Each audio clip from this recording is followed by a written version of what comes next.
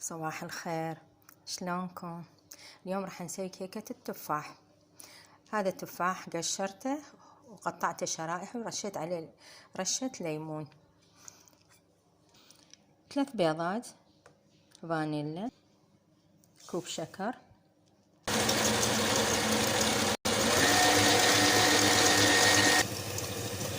كوب حليب، كوب زيت،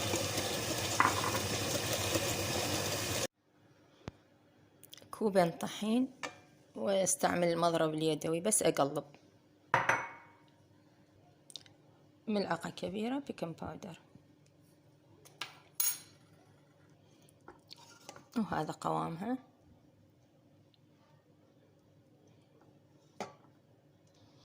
قالب بايركس مدهون بالزيت، وراح انزل الخليط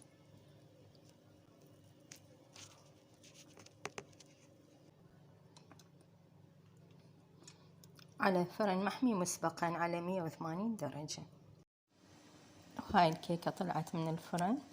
هسه ندهن الوجه مالتها أي نوع مربى عندكم. وهاي الكيكة جهزت. إذا عجبتكم بنات تدعوا لي دعوة حلوة.